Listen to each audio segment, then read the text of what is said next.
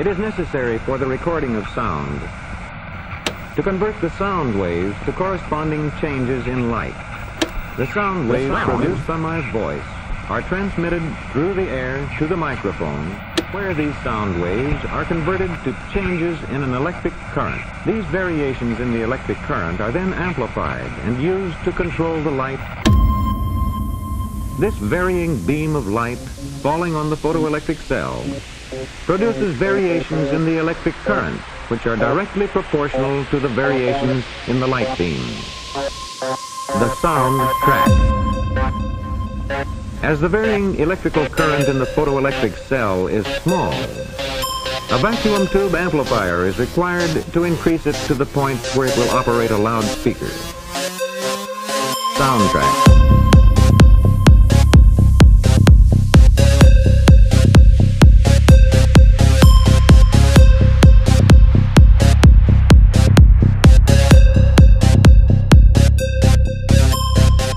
Hey everyone, welcome to the Occult Rejects.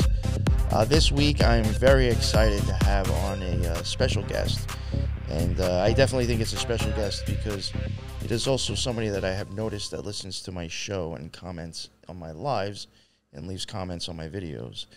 And I have even recently said in some of my lives or even in my premieres that you know, there are people that watch my stuff and comment or join in on the lives that I do think are well-versed or more versed in things than I am.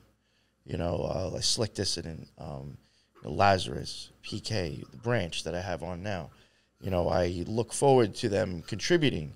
So for me to be able to get one of them on the show, to me, is like exciting as shit for me. Because it's like, these are people that comment on my stuff that I'm like, damn, I wish I understood the shit that they were talking about sometimes. You know, because they are some intelligent people, I think. So enough about that, I guess. But I also have tonight, for people that are listening and not watching, I have Teresa with me. What up, Teresa? How is it going? It's good. How are you? Good, good. I feel like it's been like way too long.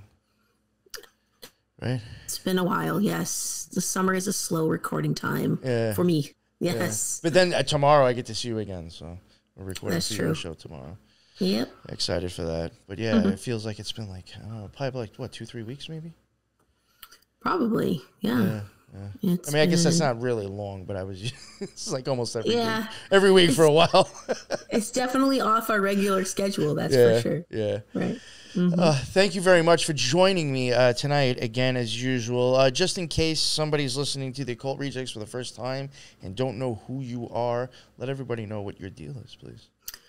Yeah, so thanks for having me again. I also have another podcast with you called Spiritual Gangsters, which is a lot of fun. It's a little less heavy, more conversational. So we get into like people's personal stories or just other random topics that I'm interested in. It's my show and I do what I want. No. So, but it's fun. It's a good time. So please check it out if you have not. And yeah, that's me. Yeah, I highly suggest. I'm actually so excited to do it. I don't know if it'll be, it won't be out before this drops because this is coming out right away, pretty much. But in the future, we are going to be covering Italian playing cards that very much resemble, to me, the tarot. I know. And I think it's a really cool topic, I think, to cover on your show. I'm excited to do that. Yeah, it's like it never hit me till like recently. And then I was like, yeah, when you sent them to me, I was like, these are tarot cards. And you're like, what? I told my parents and my mom's like, no. I'm like, yeah, it's the same. I'm like, yo, those are fucking tarot cards. That's fucking wild. They played with them my whole life and never made the connection. Anyways, that's not what the show is about. Yeah, I know. Stay tuned. It's coming up. Yeah, playing cards. Yeah, like Italian playing cards. So they look different than like typical, I don't know, American or British cards. You know. Yeah, I mean, you can tell they're supposed to be like play. You know, they have numbers on it. It's just like some of them is just like straight up like tarot shit, though. The suits are from the tarot. Yeah. Yes. Is it possibly related to the Sola Brusca deck? Is that Italian? I don't know.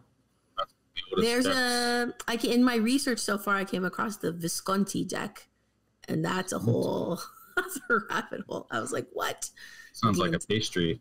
Right? Yes, it does. It's a whole other thing. Yeah, Stay tuned to the Spiritual Gangsters Yes. for that one. I don't want to take up your time here. It's all right. And I guess, he's already talking already. We'll introduce Joshua, or the branch.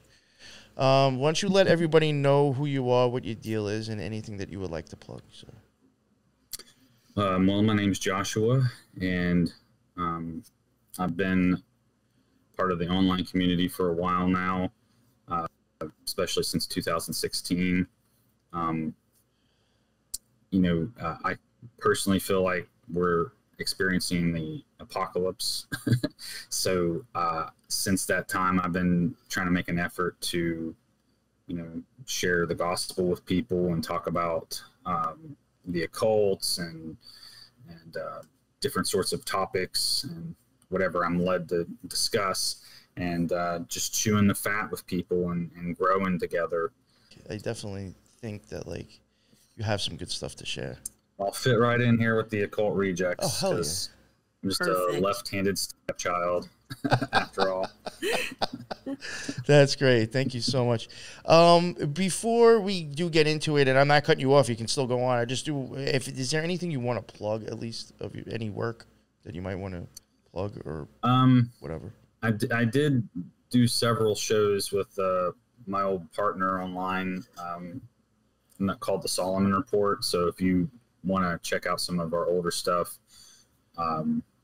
you can just type in Solomon Report on YouTube. We also have a lot of our episodes uploaded to Odyssey. Nice. And I think that's all the platforms we uploaded on, but our channel got taken down once, so the compendium got truncated quite a bit. And you can also find me on Telegram as the branch, so if you hit me up on there, feel free to just chat me up and Awesome. or invite me to join you for a chat online, however you guys want to hang out. Yeah, so I mentioned before we started that I was born left-handed, but my dad would always say this is a right-handed world, and he wouldn't let me use it. So, I developed skill to write with both hands. When I got into high school, I started using my left hand again. So I think I've always noticed handedness in this world, and he was right. This is a right-handed world, and I often think about what that means, because it's your left side of your brain that influences that right-handedness. So that's how you think.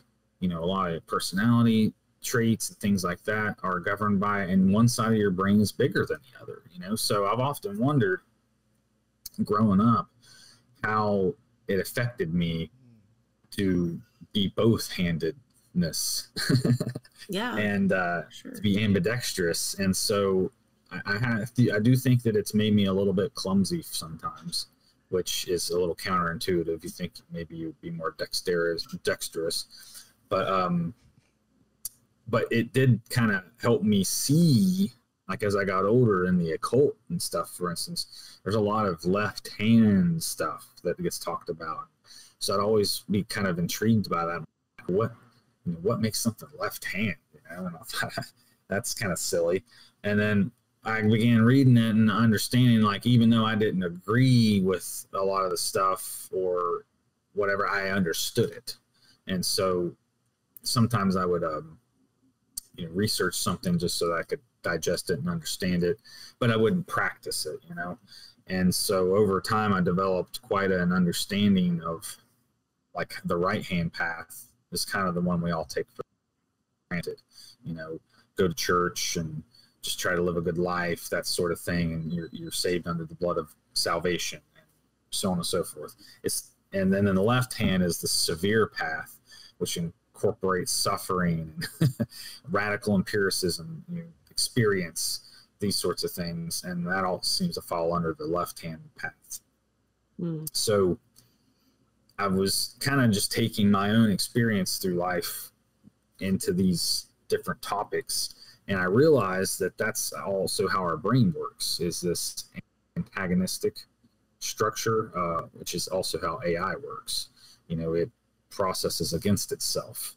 But I don't think that everybody on Earth necessarily does that, because if you're just right-handed only, you're only using one processor of your brain, and so it reduces our capacity for critical thinking.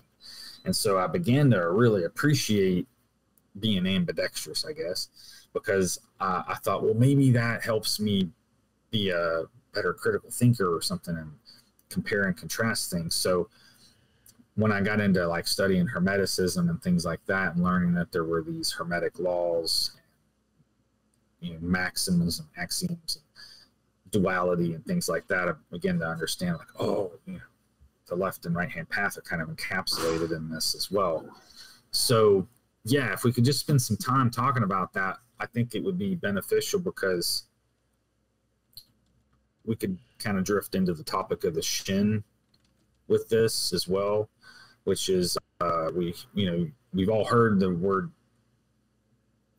we've all heard the Shin in various ways. Like you mentioned that you heard it in the Wheel of Time, Teresa, and it pops up in Thelema, it pops up in even in the Bible and things like that. So the mystery of the Shin is something that I kind of stumbled onto more recently in the last few years, and using this left and right hand approach, again, like an AI would, like antagonistic against itself, I was able to pick out something pretty cool. And so if you look at the Hebrew character, the way it's written, if it's accented on the right, it's a Shin.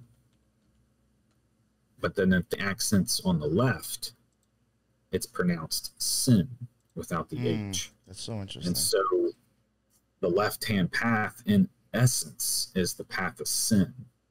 And so when the Bible talks about the Antichrist, for instance, being the man of sin, well, he's the left-handed Messiah, basically.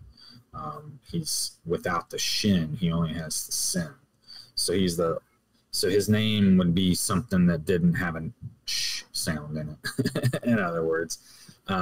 Whereas Yeshua, or Yahshua, I also learned about this importance through the Shin because of my name Joshua, because it has that sh sound in it. That is the tetragrammaton, Yud He Vav He, YHWH. Mm-hmm. When you add the Shin to that, it becomes Yud He Shin Vav He, or Yahshua, which is salvation. Doesn't so salvation? Not to pull you. I don't know if you know this. I'm not trying to put you on the spot either. Doesn't like the Golden Dawn tends to use that version a lot in some of their type of rituals, right? Like the Rosy Cross. I think they actually throw the Shin in there. I could be wrong though. I don't know, it wouldn't be surprising, because it's the fifth element. So your Yod He Vav He are your four basic elements, and then the Shin is the fifth element of life that's added. And we were talking about this, I think, before the stream began too, of the breath that was breathed into Adam's lungs when he was created. So when Adam was first created, he's just a vessel. He's just in the image of Yud He Vav He. So Yud He Vav He is just basically the vessel, a golem. Well, then Shin was breathed into him, and that's the same sound that's produced when you place your finger in front of your two front teeth. Those two front teeth are Shin. Shin refers to those two teeth specifically, and it's given. I know you do gematria on your show a lot. I think that's been coming up. But Shin and Judgment have both come up a lot, and Judgment, as Shin does form a Judgment card. Shin is 300. And the reason it's probably associated with Judgment is we are moving into the age of Aquarius, which I happen to have an Aquarius picture here. But if you look up the Star Tarot card or any kind of Aquarius symbolism, you'll see the figure that's pouring out vases of water. Yes, the Star card. It's usually I think it's on the Aeon card and fifth deck. There we go. Then we'll just use that. Oh, there yeah. it is. There. Oh yeah, and then that link, the last blue link in StreamYard chat has the corresponding Separat Kabbalistic attribution for Shin. So you'll see that the path joins at Hod and Malkuth. And it's got the value of 300, and it represents tooth or teeth. Like I said, specifically the two front teeth. So when you see Thelemites putting so that would be like Mercury Mercury going down, heading to the last sphere, right? Hod, that's Mercury, or like I would even say that's where Toth would be, Tahuti. Well, Hod is on the left still, but yeah, it's the descent, and Christ descended and ascended as well. So his story, his hero's journey, is one of the Shin. So I think the path of Shin and Thelema might be related in some way, to like his path. We were kind of talking about earlier how we see a lot of parallels in these traditions. Well, I do. The further in you get. Mm-hmm. Just my opinion. I do think like 8 to 6 to 4 is like part of his path. I think going up the tree in a sense. Hod, Tiparat, and Chesed. Chesed, Mercy. Yeah, I mean, because even Mercury is a lower arc of Jupiter, which would fall on Chesed, so I could even see that connection. And even in talismans, they both, the flashing color of Hod would be blue, which would be Chesed, and flashing color for blue would be orange, which would be like Hod. So, like, even making talismans, they even have a flashing color attribution. I've seen orange associated with Mercury a lot of times, too. So. Yeah. And not to take you off, sorry. But Mercy is that, so if you see the Pharaoh holding his implements of his office, for instance, in the right hand, his mercy hand, he holds a shepherd's crook. And that's for correcting the sheep and bringing them back into the fold. And then in the left hand, he wields the flail, and that's for punishment, that's severity, those sorts of things. So with the left hand path of sin, of Shin, we have severity and punishment, but with the left hand. So even though I'm ambidextrous, for instance, I'm still stronger in my right hand than I am with my left.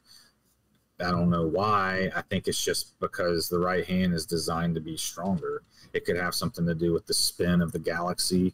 It could have something to do with our rotation over Earth. Like, I don't know exactly where the influence comes from, but there seems to be this right turning of sorts, even with like our DNA and the way it spins. I can't think of anything really that has the left spin except for maybe like torque. There are maybe some that are a little different, but a lot of forces spin to the right. So I think that there is this natural tendency toward mercy, the mercy side of the Separat, and the left is limited in strength.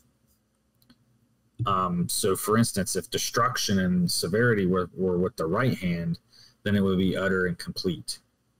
But when it's with the left hand, it's got some limitation put on it, which is already a form of mercy, but it's still powerful and destructive.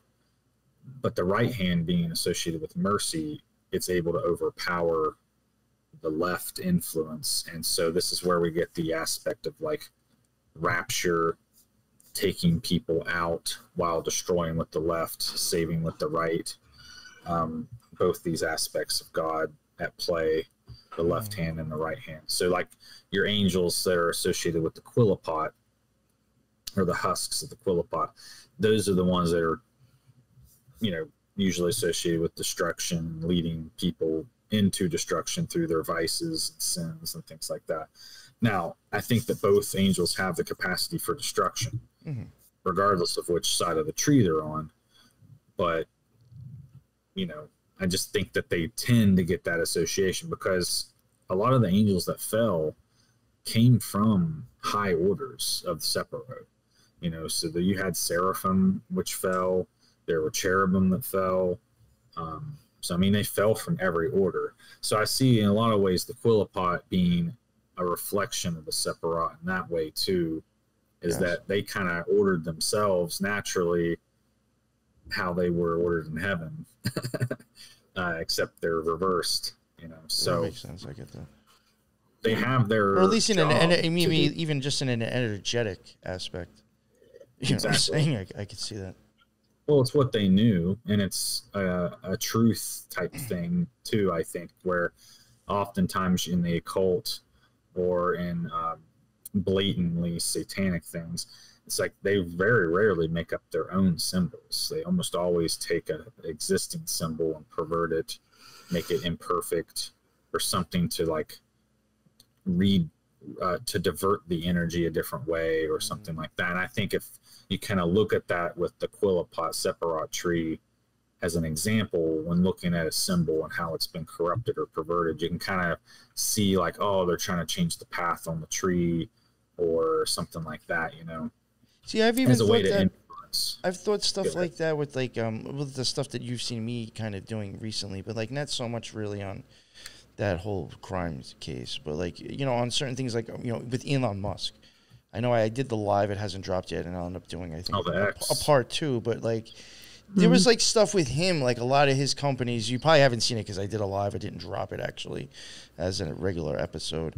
There was a lot of things that it's just like running stuff on his companies and names and stuff, like you got like a lot of repeating like same things of like that to do with occultism and the eyes, but like just even when it comes to like occult stuff, I was like, you know, is this just like you know like that has a value to it and you're trying to, I guess, like ride that value but just in a different look. You know what I'm saying? It's like throwing like I guess like, you know, a different style of car on top of another one. You know what I'm saying? It's still getting you the same place. It's just a different look. I think I tend to always go for this option. I think that even if they want to feign ignorance, I think deep down they know they're channeling something. Mm-hmm. And sometimes it wants fame, sometimes it wants recognition, sometimes it wants you to do things for it. But in exchange, they're getting formulas, blueprints for technology, you know, these sorts of things. And so some of them I think are kind of blindly following along, not realizing what they're doing. And I wonder if Elon's one of those people that, does he know what he's doing, or is he kind of just like being led by the nose?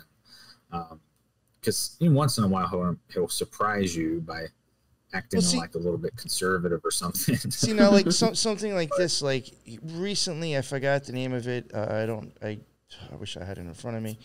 He mentioned, maybe you guys might remember the post. It was recent. He mentioned like some kind of podcast and suggested to go listen to it. And if you took the name of that podcast and if you ran it through the fucking gematria, it was Elon Musk as well. So is he trying to tell you, listen to Elon Musk? Now, funny. if that was done on purpose, I don't think he's ignorant. He actually knows what he's doing now. If he did that on purpose. I saw a clip from him being recorded back in 1990, I think it was, back around the time PayPal and all that was just giving birth. He was actually talking about X.com even then.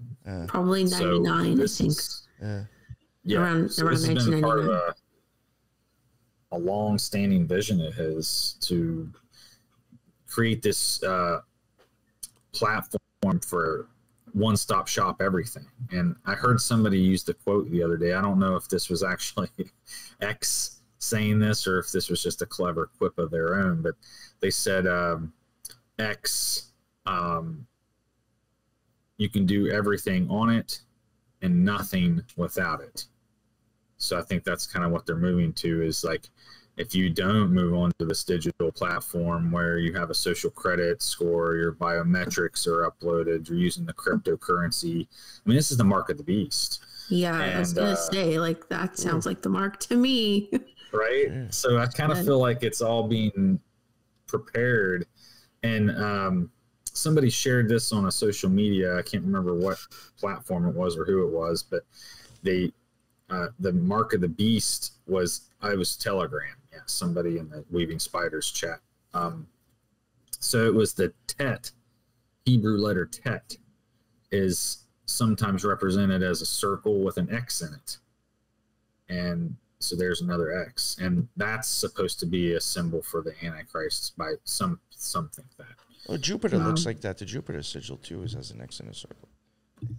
Oh, well, that's interesting, because Jupiter on the Sephirot there would be Chesed, mercy. So interesting. And I noticed Mars is their severity, and a lot of times Mars gets that association with Samael, and those sorts of Azazel, those sorts of energies, which I don't have a picture handy to send to you. I didn't think far ahead enough. But if we explore the Shin a little bit more, what I did is I took a Shin character and I overlaid it on a zodiacal wheel. And I was able to find a Shin character. There's actually a Shin with 4 branches. So you have the Sin, left accent, Shin, right accent. Then there's even another Shin, which adds a branch, and then there's a silent Shin. So I think that the Sh symbol is clever because it represents a silent Shin as well as the Shin. But then if you add the 4th branch and you overlay that over a zodiacal wheel, well, the first month is Aries and the last is Pisces. So I lined it up there and put the 4th branch on the lamb, and I was surprised to find that the Sin, left accent Sin branch of the Shin lined up with Capricorn. So you had Capricorn, Aquarius, Pisces. Then the 4th branch was added across the gap, because we stop at the feet, go to the head, and the 4th branch that's added is then the lamb. So I thought, wow, there's probably a little more to the mystery of the Shin that I haven't figured out yet. But here's what really kind of blew my mind.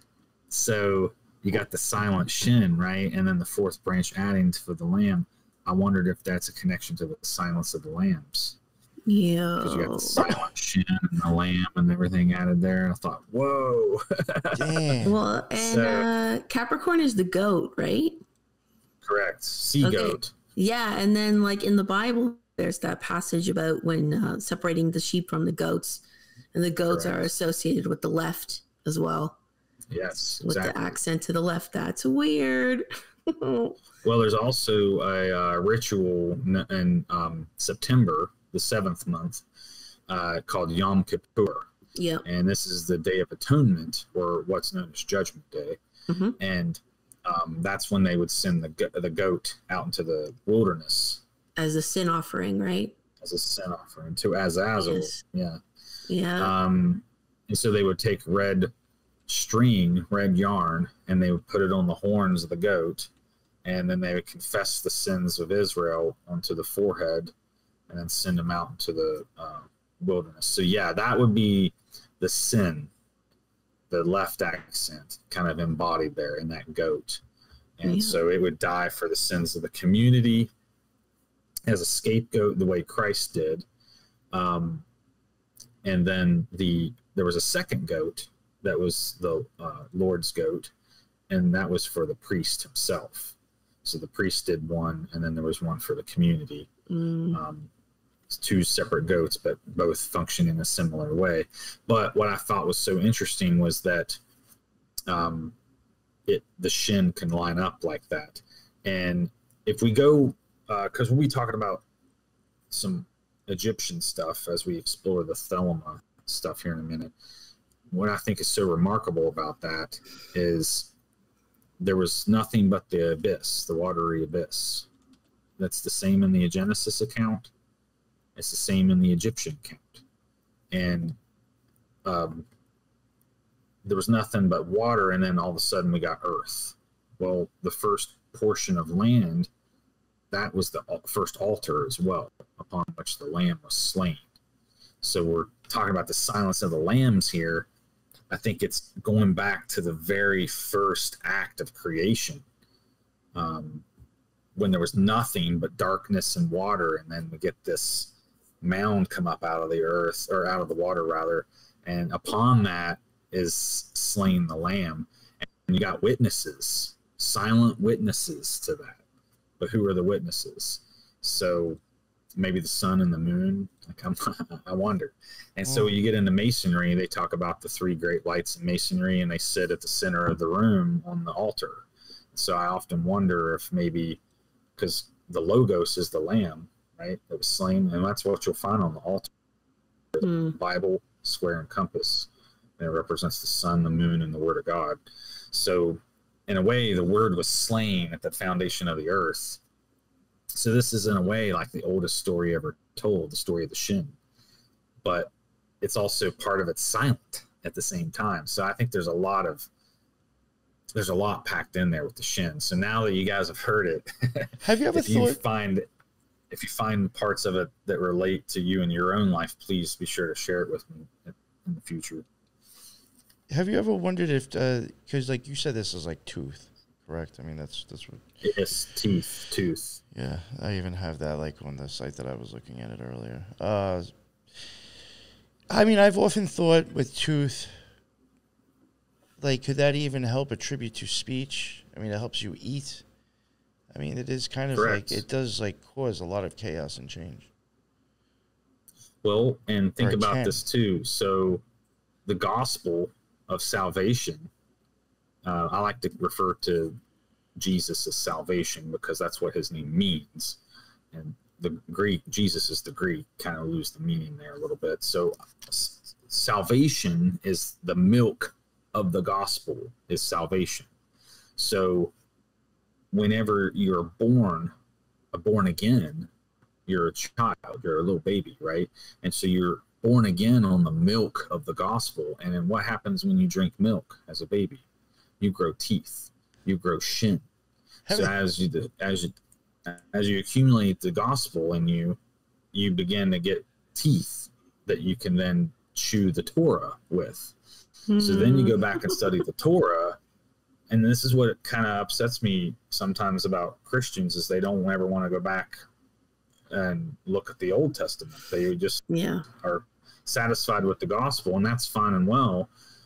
But we got to appreciate the great work that was achieved for us, because if we never go back and look at the Old Testament and know what the law is, we'll never fully appreciate what Christ did.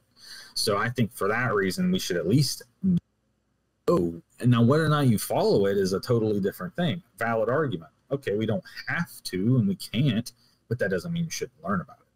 Because once you take that shin and direct it at the Old Testament, it just cracks it all open. It all makes sense. And I think that was the way it was designed and intended. Is that he's the light. You know? And one more thing about the right hand and left hand that kind of I just want to ask you. I want to ask you real quick your opinion. Maybe it's something that you might be getting into later, and I'm sorry if I'm jumping ahead. But you're talking about like the milk and the teeth and all that stuff, and it really got me thinking about, like the Crowley's formula. You know, like when you're actually acting like that, I think you're supposed to be like Isis holding the baby, and you're supposed to actually be like, holding. I think holding a nipple too at the same time. She's showing you getting milk from her. So like that's the first thing I thought of when you said that. I was like, oh shit, was Crowley putting that in there for that too? Or Mother Mary, and for that matter, yeah. So and see, you get stronger with the milk. You get calcium to form teeth with the milk. And so when you get more teeth, you can then eat meat. And Torah is associated with meat in this way, that you need to have shin to digest the Torah, or you won't understand it. And I think without teeth, you wouldn't be able to make like a shh sound. Exactly. Like, you know what I mean? Like, it's funny. Without those two front teeth, you wouldn't be able to go shh. Without those teeth, you wouldn't be able to say the word. No, you can't. I don't think you can pronounce it the same way. You need your teeth to make certain pronunciations. That's a right? good point. That's a Now, very good you point. have had children, so can you attest which were the first teeth to form? Oh, so always is usually the bottom 2 front teeth and then the top 2 front teeth. Those 4. So yeah, interesting. Mm-hmm. So those are basically the Shin teeth. And then when children get their teeth, they usually around that time stop breastfeeding, milk, and start solid foods like meat. There you go. There you go. So when you're freshly born again, you study the gospel, and then when you got teeth, that's when you got to go back to the Old Testament and start studying it. And see, that's when I think people start to realize what their gifts are. So it helps to unlock like what type of fruit you're going to bear, you know. So the Shin is also this liquid that's contained in the Aquarius's vase. So when we look at the star card or Aquarius bearing the pitcher, it's not just water in that vase. That is full of Shin. And so you were talking about judgment earlier. Mm-hmm. So I think this is how Shin gets its relationship to judgment, is because, well, look at the flood, for instance. Water is merciful and life-giving, but under the right conditions, it can take your life, right? So the flood was a form of mercy and severity in a way. And then the second destruction is supposed to be with fire, which would be, I guess, the left-handed Mars association instead. But still yet, both kind of have this association with the Shin. And I think that when you realize, like, okay, he's pouring out this vessel full of Shin, what would that do to non-believers, right? So we see some scripture about, and I think it's Acts 2:16, and it's also quoting Joel when it quotes this, but it talks about in the end days, God will pour out his spirit among all peoples, and they'll begin to dream and prophesy. And I think also it'll be activating people's gifts, you know. So imagine a tree being watered all of a sudden, and, you know, it might sprout fruit. And so, you know, you see a lot of people becoming like very spiritual these days in different ways, and exercising different spiritual gifts, so on and so forth. And that is just because of the age of Aquarius. You know, it's the nature of it, is that, yeah, she's pouring out this spirit. She's pouring out the fifth element. He or she is pouring out this fifth element. And with it, you know, we're watered thereby. So if you're part of the right-hand path, if you have that Shin element, you're going to bear fruit accordingly.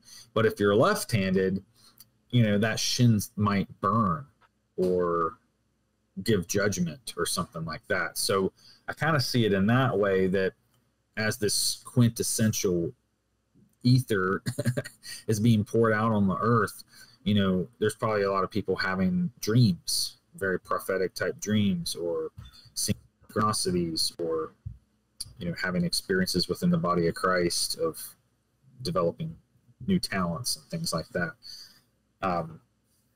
You guys have any thoughts on that sort of thing?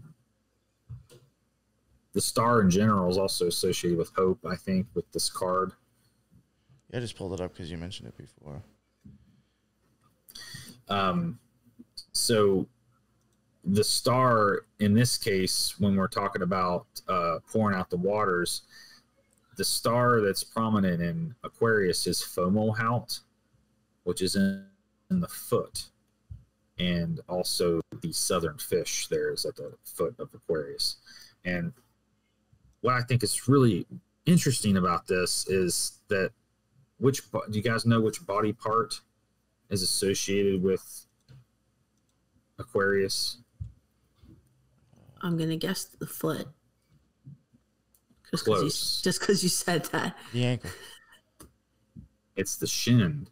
Stop. Not surprisingly. I kid you not, right? And that's what's so fun about this stuff, is because once I started learning it, it just started, like, it just kept going. So So yeah, with Aquarius, it's actually the shins. And so what's the glyph for Aquarius look like? It's like two waves. those squiggly lines, right? Which kind of look like two Shin characters, if you really think, two or teeth or something like that, right? Oh, damn. So yeah, you got to have these spiritual teeth to chew the word. And if you do that, you digest it in a much different way than you would have without the Shin. So, so again, using that kind of diagram where I was mapping out the Shin character, you know, it had Capricorn, and then it passes through Aquarius, which is literally the Shin, and then, you know, toward the right. So that has been kind of my experience researching the Shin, and I began to realize that it was popping up in other places where I wasn't as familiar, like in Thelema, and a lot of apocalyptic type teachings from other things like Golden Dawn, Rosicrucianism, those sorts of things. They all talk about the Shin, and I just thought it was really strange because, you know, Revelation is about the return of a Christ figure, and you had the Chariot card up there a moment ago, so maybe we can talk a little bit about that, because really that's the theme here that ties all this together. Is it's a wedding. So it may not be readily apparent here when we first look at the Chariot card, but I shared, it's the second to last blue link there, 18doors.org, Jewish wedding canopy. Oh, okay. So if you go to that link, you'll be able to notice that what the figure there is standing under is actually a huppah. And this is a basically a canopy that it looks just like that on the Chariot card. And so this is him before he's been married, this figure. And so what would happen is 10 men would go and get the groom and bring him to the bride. And so what we see here in the Chariot card is a figure who has been fetched out of his house and brought to receive the bride, but hasn't yet received her. So he's standing there under the huppah without her. I don't know if you guys have been married. Unfortunately, I have not had the pleasure of getting married, but they have the groom standing there ahead of the bride typically, right? Mm-hmm. So I think even today they are kind of like, there's still remnants of that tradition still in wedding ceremonies today. But if we go back to the Jewish tradition with the huppah, and okay, you got the link, I think. Yeah, there it is. So if you were to compare what you see there, and of course this is a stylized huppah for a bridezilla, no doubt. But there it is, and you can kind of compare that to the Chariot card, and you see that he's basically standing in the same motif. Now, what I think is doubly remarkable here about the Chariot card is it appears as though he is emerging up out of the stone. So a lot of times the cube gets associated with the tetragrammaton, Yud He Vav He, right?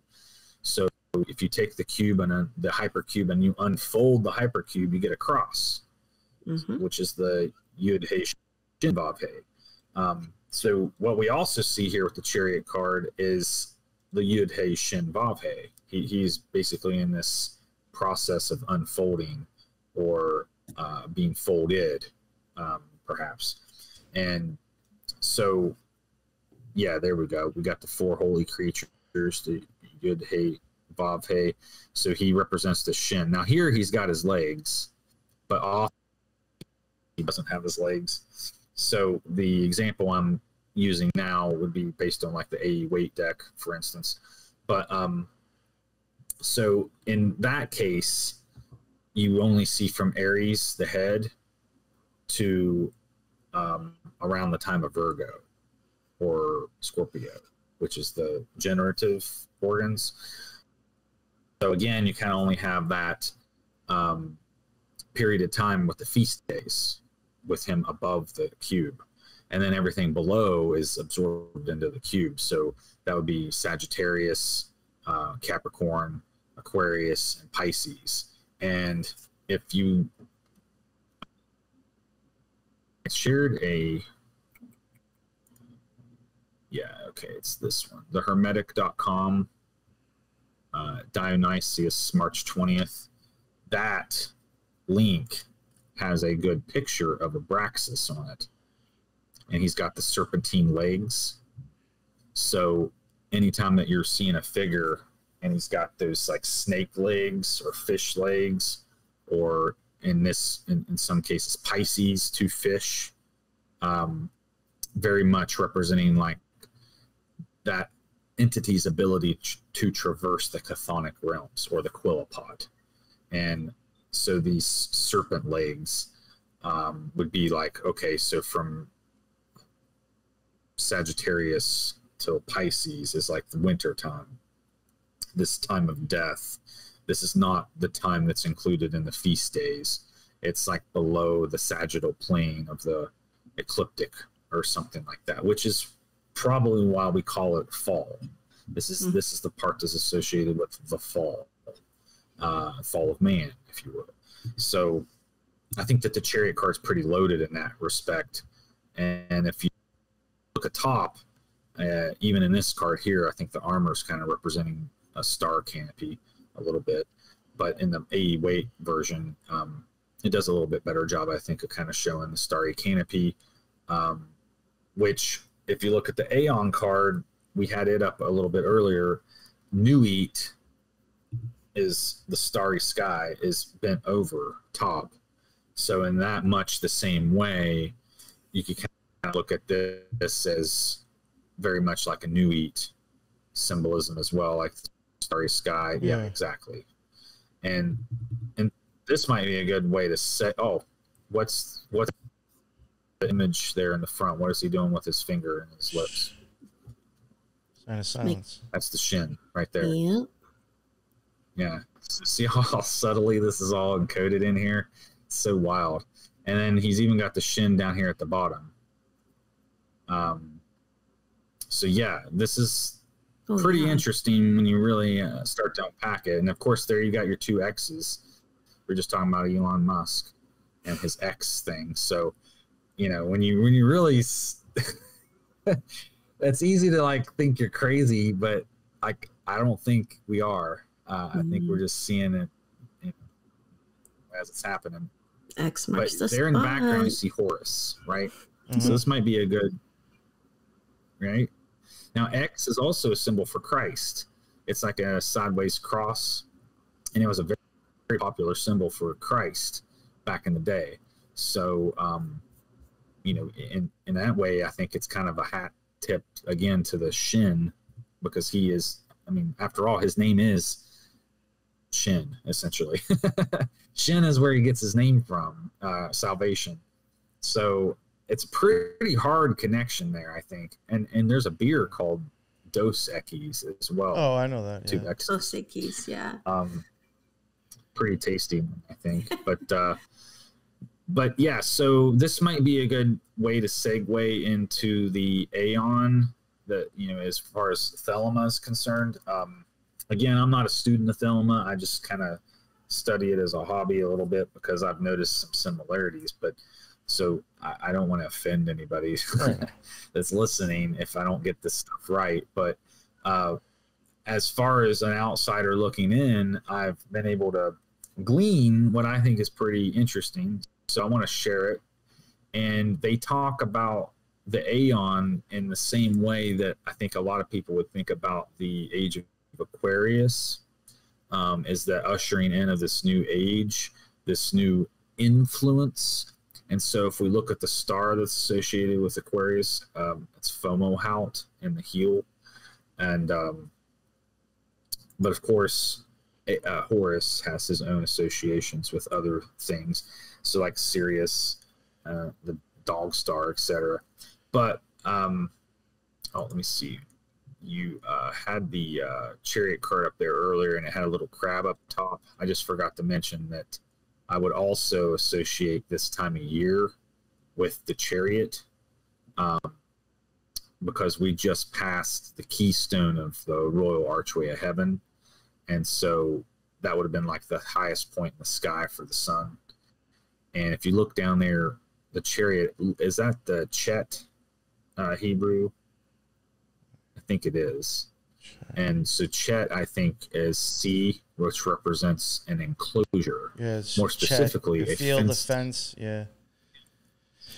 Yeah, a fenced-in area, which is where you would bring your sheep. So it's the sheepfold gate.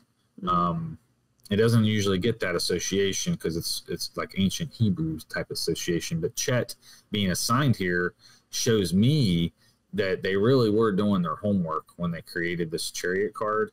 And so I do appreciate it, because this motif is what helps to crack open Revelation.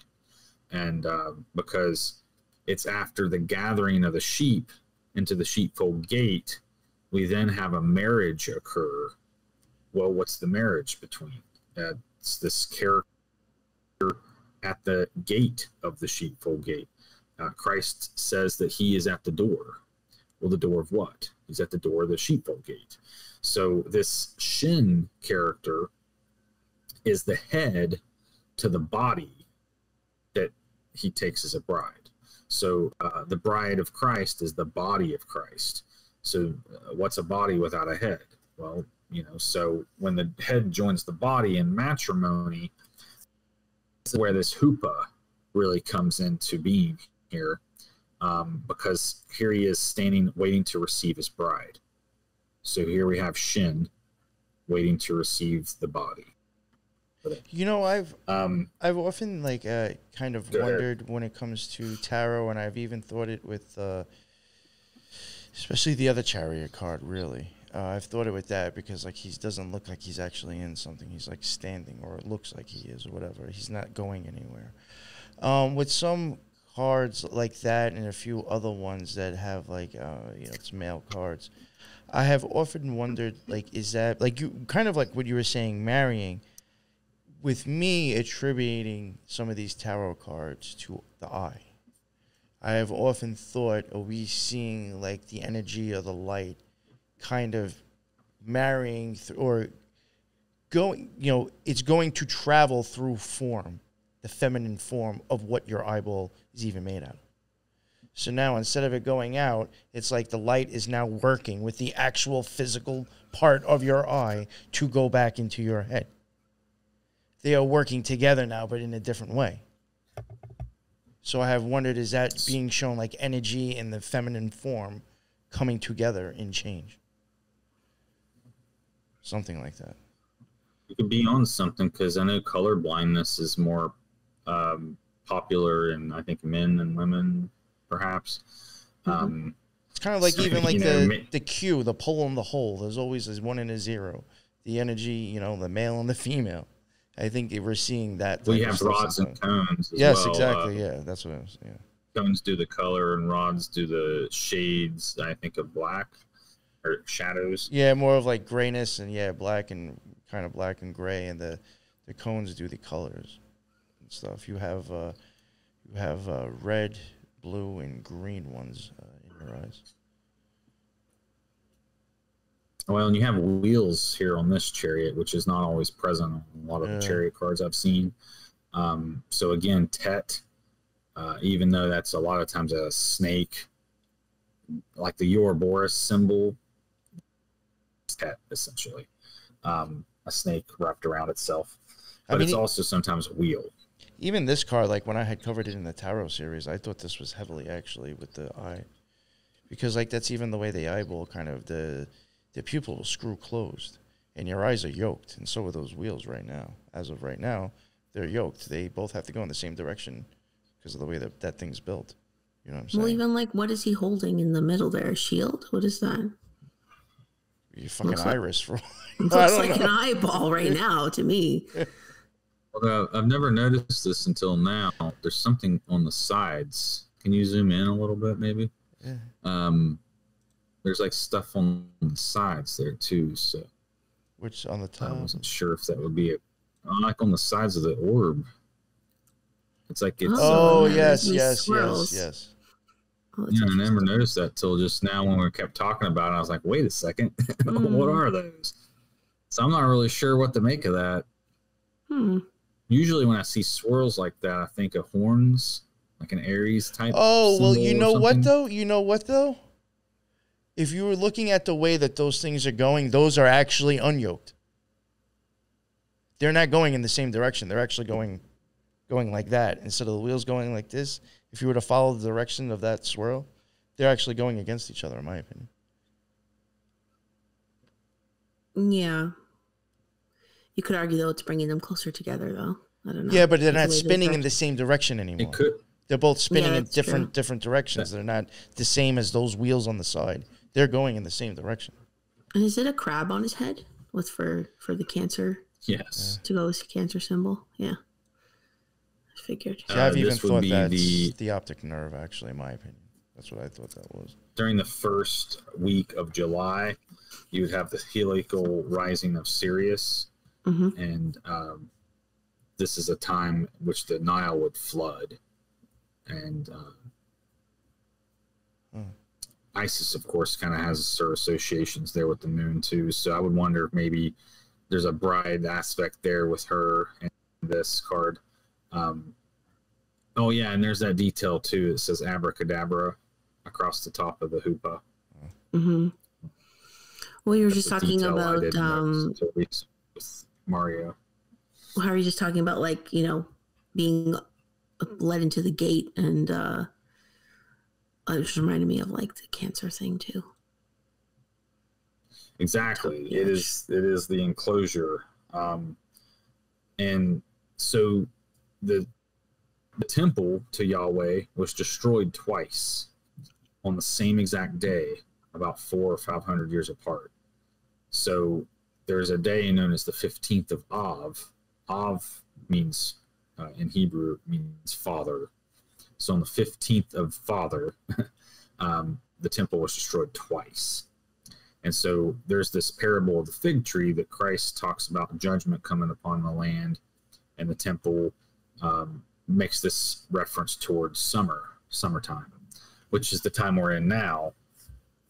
And of course, the time that's associated with the chariot is Chet. So again, that rapture element, bringing the sheep in, and then so we can kind of see like, oh, judgment coming around this time.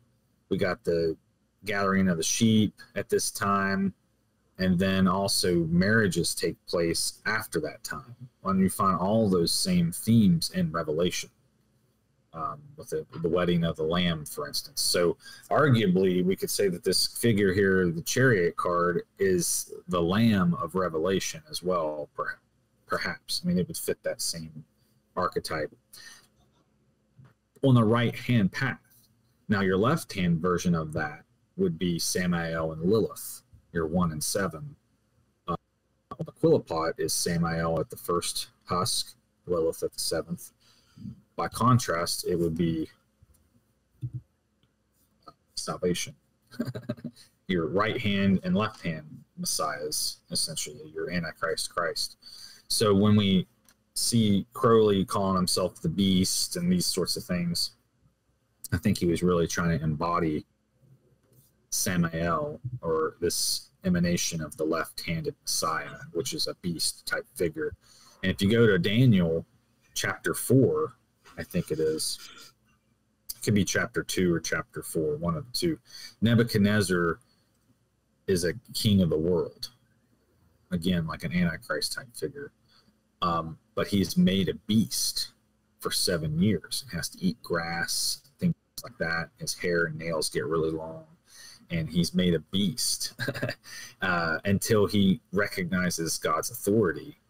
And then he's granted back his capacity for reason and thought, and his faculties are restored to him, and his kingdom is given back to him. So I think that we find a lot packed there too. You could almost say that this Chariot character could be Nebuchadnezzar. And there are versions of the tarot that put Nebuchadnezzar in the tarot.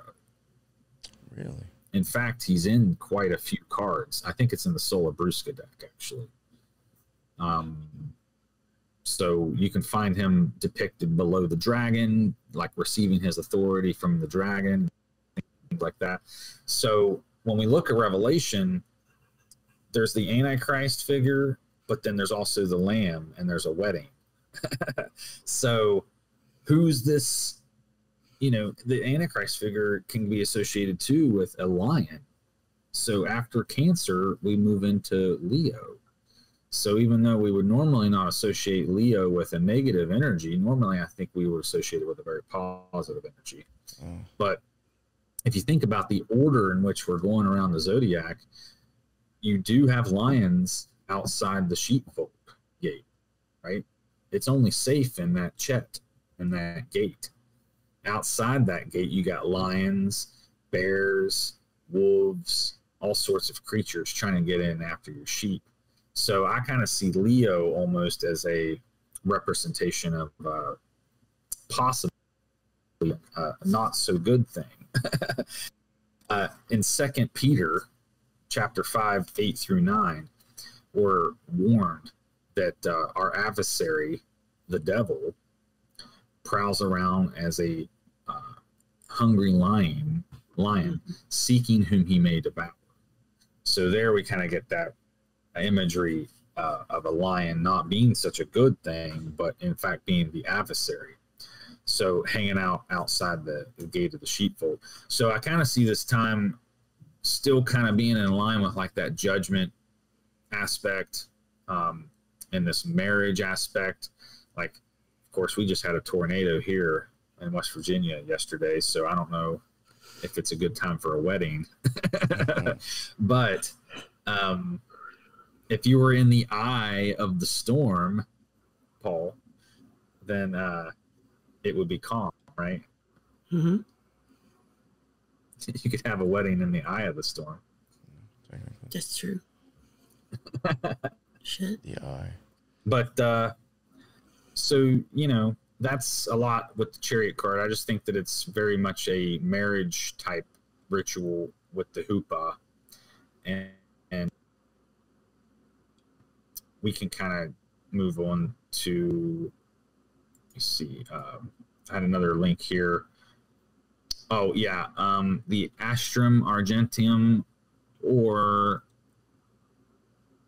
let's see, I'm sorry, I have them listed here.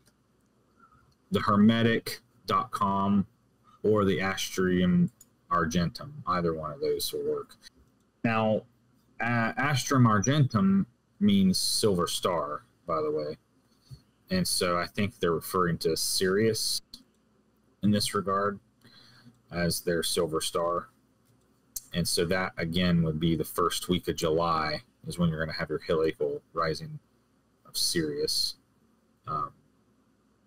And one thing I forgot to mention was that if you're conceived in July, Chet, to be born in Aries, Lamb, you have to be conceived in Chet, in the sheepfold of Cancer. So my parents must have been, I'm an Aries, and so I guess my parents were patriotic. So I think that that's kind of funny that you have to be conceived in the sheepfold to be born a lamb. So I think the period of time between Aries and Cancer is a deeply symbolic one. When is your birthday, Joshua? April 6th. We're all Aries here. Yeah. Oh wow. Yeah. Oh, well, my birthday, wild, I'm bugging out because that thing you sent, my birthday is March 20th. Oh, well, you know, I'm not an advocate or I don't promote their rituals, but no, I know. It's funny. But that's the funny thing is that yes, they know the power of this time, I think, and they are tapping into things that have a truth, an element of truth to them and power to them. And so what you notice with Thelema and some of these other related organizations is a lot of their feast days are in the spring, almost exclusively. I mean, a lot of them will honor various different pagan holidays, but like as far as the Crowley stuff, they have a big emphasis on April. And I just think that's really strange because they even have Book of the Law for that too. I actually study a lot of Aries stuff. Mm-hmm. Go ahead, Paul.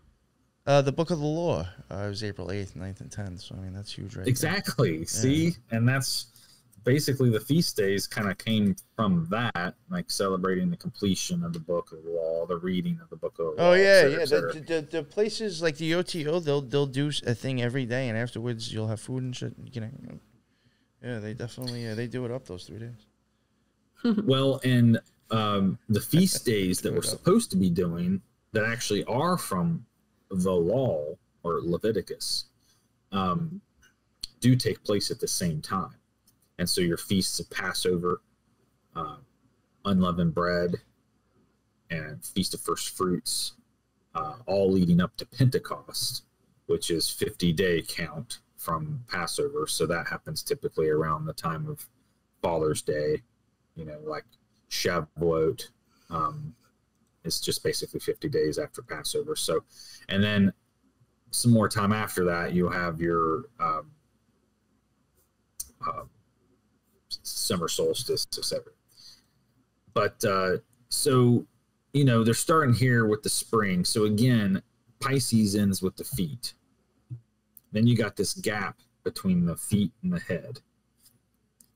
And that space in between those two there, that's this void where death is kind of embodied, or the bardo. This is like the liminal space in between life and death. It's also where you have an arc. So where you have an arc is where you have a break in a connection, and that's where you can have a lightning, you know, or kind of fill the gap. A spark can form across arc. And so you have this difference in potentials there that I think is kind of part of the whole story of creation when you think about it. Because, like, for instance, when an egg and a sperm meet, there's a flash of light and those sorts of things. So I think there's something to it in that regard. But when they start these festivals on March 20th, for instance, that's the very head of the year. So on your body, March 20th, that's basically your crown. At the very, very, very top of your head is that. You know, 20th, 21st, that's the equinox. So Passover, for instance, would begin, the first month of the Hebrew calendar would begin after it would be the first light of the moon after the spring equinox. So basically, a lot of these same feasts are starting at basically the same time. Mm-hmm. So as you're reading these, you can kind of keep that in context or in the back of your mind. But I'm going to read on my screen because on yours it's real small. But it's just I can't read it from here. So anyway, you'll notice, let me make sure I got the right link here. Service, celebrating feasts. Okay, I think it's, I don't know which one that is. Oh, you know, I can't remember when it is, but I know Order of Quetzalcoatl also has like their Feast of Fire too. I just don't know when they do that. And the reason I chose this is because no pun intended, because they mentioned the stele of revealing. But this is very revealing as well in terms of kind of very rich symbolism and what they're kind of hinting at. So I'm just going to kind of start midway here. It says the beast and the seer stand in the west, the beast to the south with an unconsecrated sword, seer to the north with a string of 44 pearls. The minister admits the congregation to the temple, locks the door behind them, and stands in the east. So here you already see that they're kind of invoking the Yud He Vav He archetype by positioning folks in various portions of the temple. The Masonic temple is very similar in a way. The entrance is always supposed to be oriented as facing east, for instance. And it's me see who's in the east here. The priest, I think. The minister, yes. So the minister's in the east. So you see your beast is actually associated with the west here. So the setting sun, sunset. So you got the set and the beast kind of being synonymous there. Dawn, light, that sort of thing being associated with the minister. And it continues on down here. The minister goes to the west of the altar, faces east, gives the step and sign of the man and a brother, all imitate him. So you're going to notice some of this stuff as they go. It seems a lot like masonry in a way because it's ceremonial, it's cryptic, it's symbolic. And a lot of these rituals have similar roots in things like the Eleusinian mysteries, things of that nature, and the Egyptian mysteries. And so we're going to see elements of Egyptian in here too. When we get down to, it's actually a lot further down. In fact, I didn't realize it was that far down. Let me search for this real quick. There's a lot on the page. All right, so down about halfway, it's going to say all. So this is like the choir, the chorus. Strike the master chord. Draw the flaming sword. Crowned child and conquering lord, Horus Avenger. So kind of like invoking this Avenger archetype. But is it left-handed or right-handed? You know, an Avenger could be in a left-handed type energy. But striking the master chord here, I thought was very interesting to say, because with this new Aeon that they want to usher in, well, it involves the striking of a master chord. And so is that like a maestro, a director? It's like the beginning of ceremonies, which has a very Janus-like association. Janus was associated with the beginning and ending of events, opening ceremonies, initiatic rites, those sorts of things. You know, it has that flavor to it. There is a lot of, I think it's kind of like an ongoing thing among secret societies. When it comes to initiations, I don't think it's really specific to one, but that cord cutting is quite common. So I even do wonder, like, yeah, is there something with that there? Well, and there's also the monochord mundi. So the theory and thought, I've seen it most often associated with Robert Flood, but the thought that there's this, I actually have a really good picture here that I can drop it in the Telegram. I forgot to send it to you earlier. But this picture here kind of says it well, I think. So this is a figure standing with a rod in his hand. And what I did was I used a photo editor to overlay this picture with we had a unique alignment here recently where like 9 planets were all in a line. So I took a photo from that story and then overlaid it with this occult photo that I found where it shows the planets and their different spheres of influence as they go up. And when I read this striking the master chord stuff, it really looks to me like this. Yeah, I'm going to pull it up in a second. I got it. Okay. So whenever I read that, I kind of imagine this. So just, I guess, tell me if maybe that kind of makes you guys feel the same way. So, you know, maybe a couple months ago, there was like a 8 or 9 planet alignment or something like that. So that's the base photo there, is from that event that we had. And it got me thinking. I thought, well, you know, each of the planets do kind of have this, the music of the spheres. And so when they're all lined up, think about musically what that would mean. Make a chord. All the frequencies so coming together. Yeah. Yes, exactly. It's like playing a chord or like on a guitar or like at a piano. It's multiple. Yeah. Exactly. Yeah. So I often wonder, some of these events that are occurring with prophecy and such, we just might think, oh, it's cool, they're in a line. But then like some dudes in some cloaks are striking the master chord in a temple and sacrificing goats. So it's like you gotta wonder, maybe like we just think it's another day, but to them it's like we've been waiting for centuries for this master chord. The guitar fret of the heavens. That's so funny. You're right. Yeah, for real. You feel me. The hand of God is like, so, right? And you say the hand of God. So when we look at the tarot cards, something that occurred to me in the last couple of years was that the hand that's coming out of heaven, that's the hand of God. So when you say that, plucking the string like that, well, yeah, that's an ace card. So I don't know what it would look like on your Italian card deck, but the ace cards are always interesting to me.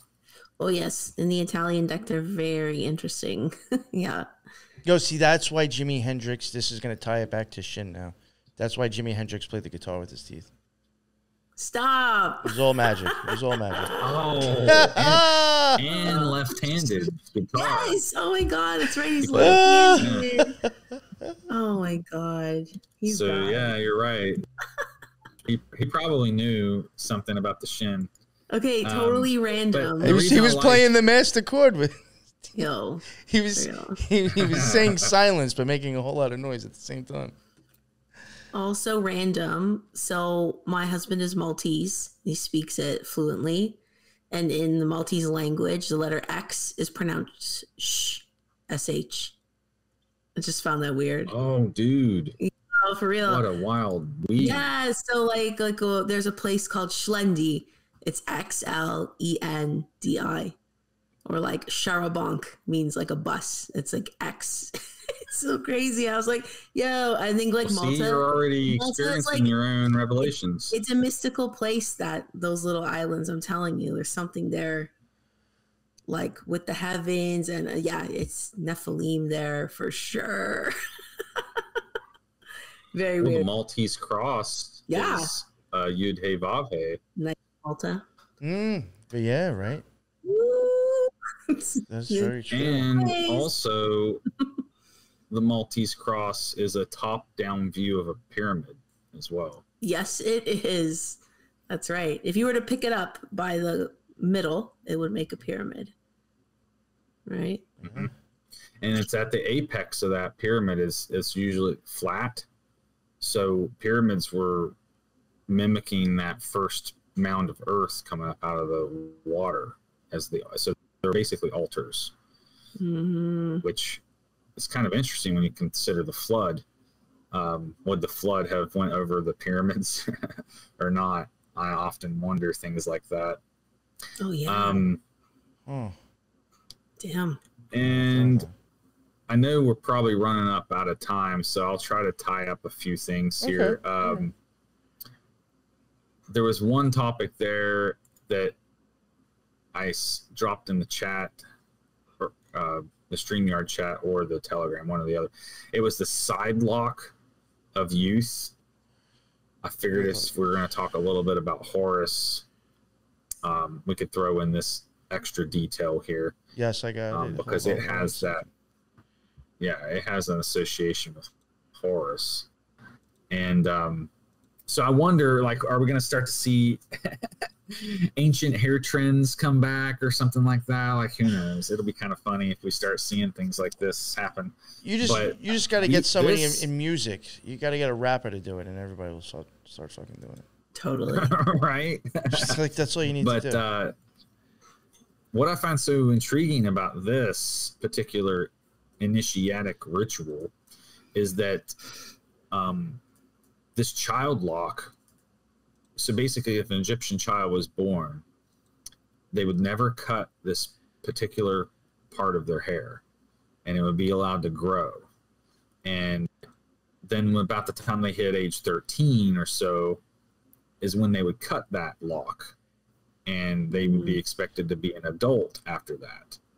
I bet you that stuff has been like, done tons of times, and we probably never noticed it in movies and music.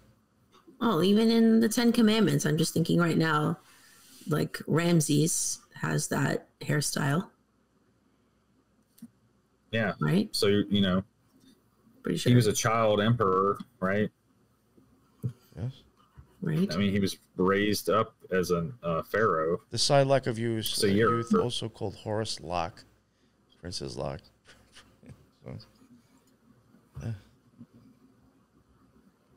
Interesting. I think that's in a lot of cultures too, like not cutting the child's hair for a long time. I don't know. I think so. Sorry. Well, and so this was a ritual of sorts at that time that was kind of like initiating them into adulthood. But what have we replaced this with today, basically? It's not really hair related, but so what do you like? What do you guys see the remnants of something like this as today? Like, what are some rites of passage that we maybe go through? In Catholicism, you have confirmation at that age. In Judaism, you have your bar mitzvah or bat mitzvah, same age. Go. Prom. For all the rest of us. I don't know. The one I think of is wisdom teeth. Oh. It's about when you get your wisdom teeth, which they cut out now. Yeah. A lot of times. So I often wonder, like, what's really going on there with they had extracted my wisdom teeth. I'm kind of angry about it because, you know, I don't suspect my parents really knew what was good for me. They just did what the doctors say. So if your doctor's like, those wisdom teeth need to come out, and they're like, oh, okay. And I'm thinking, like, why did you yank my wisdom teeth out? Like, should I have been more intelligent? And now I'm not because you took my wisdom teeth out. Like, why do they call them wisdom teeth? Mm-hmm. You know? So I often wonder about that, you know, like, particularly also because for years now I've had tinnitus, like ear ringing, and I think it's associated with pineal gland activation. Oh yeah, I've heard that plenty of times, and I think so as well. But I think your wisdom teeth are meant to aid in that by producing more pressure and crowding your mouth a little more. It, you know, also have nerves attached to them, and so I think there's something to it where at a certain age, it's like, because normally your pineal gland begins to calcify at that age too. So like as your wisdom teeth are coming in, your pineal gland's starting to deactivate until you're born again, and then now it's alive again. So I think that's kind of where this imagery comes from. It's like, you know, your imagination and stuff start to die away. That's making me think about, like, you know how, like, I've even wondered, like, to do with the hands, like, even like sometimes in the homunculus, it's something very small with huge hands. Depends on how it's depicted, but like, you know what I'm talking about, right? Yeah. You do have homunculus is a hot topic these days. Yeah, unfortunately, I don't think whatever. I think it's rather a confusing topic, put it that way. But like, you do end up with like 5 nerves coming across your face on each side. You know, I think I had said that exactly. Too. I think when you mentioned something about the hands that rock the cradle or something like that, and I was like, that makes me think about the nerves on your face and the homunculus. Well, and there's 12 cranial rocking nerves your head too, and I'm wondering, and it makes me wonder, like, is there one that goes close to your teeth, maybe where your wisdom tooth is? I don't know. Well, that's how you get knocked out. If you get hit in the jaw, it hits your maxillary nerve, and you black out. So that's a very powerful nerve. It goes through the teeth there. Interesting. Mm-hmm.